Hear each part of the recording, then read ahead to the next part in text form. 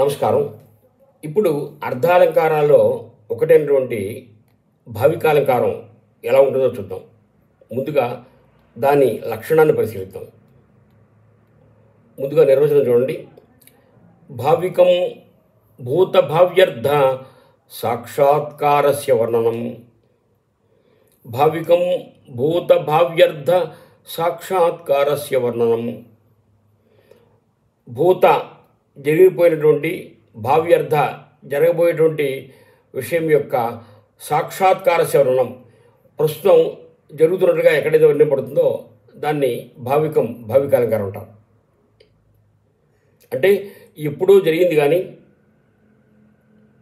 ఇక ముందు ఎప్పుడో జరగబోయేది కానీ ఇప్పుడు జరుగుతున్నట్లుగా ఎక్కడ వర్ణింపడుతుందో దాన్ని భావికాలంకారం అంటారు. ఉదాహరణ చూడండి. అహం విలోకయే ద్వాపి యుజ్యంతే అత్ర సురాసురా.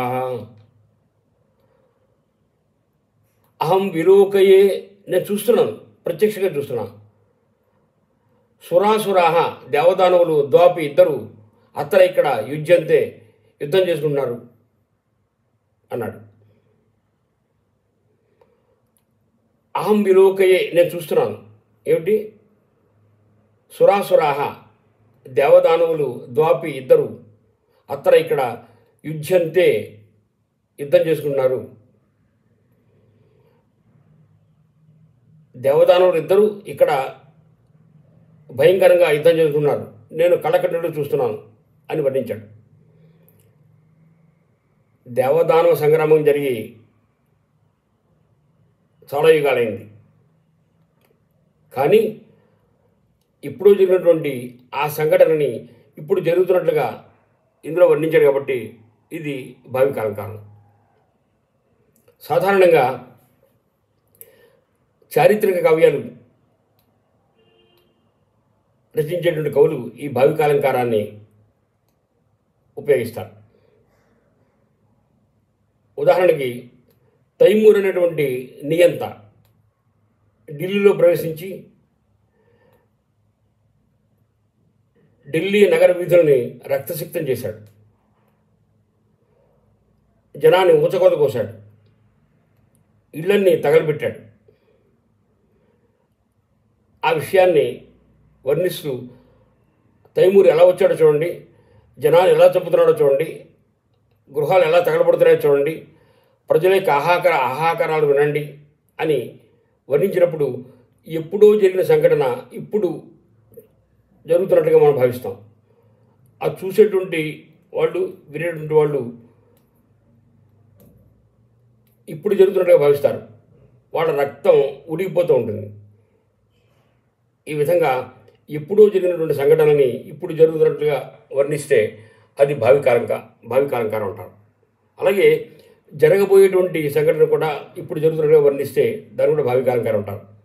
ఉదాహరణకి ఎప్పుడో తుఫాను రాబోతోంది, తుఫాను వచ్చేసింది, అది మన ఇళ్ళన్నీ కూలిపోతున్నాయి, చెట్లన్నీ పడిపోతున్నాయి, నగర వీధులన్నీ జలమయం అయిపోయి ఎంత ప్రమాదం చూడండి, ప్రజలు ఎంత బాధపడుతున్నారో చూడండి అని వర్ణిస్తే రాబోయేటువంటి ఆ సంఘటనని ఇప్పుడే మనం చూస్తున్నట్టుగా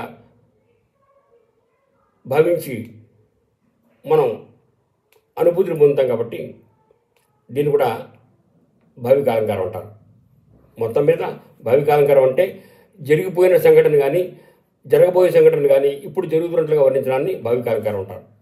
దీనికి తెలుగులో ఓ చక్కని ఉదాహరణ చూడండి. ఇది ప్రీసి ప్రియుల మధ్య జరిగినటువంటి ఒక సంఘటన, దాన్ని వర్ణిస్తున్నాడు.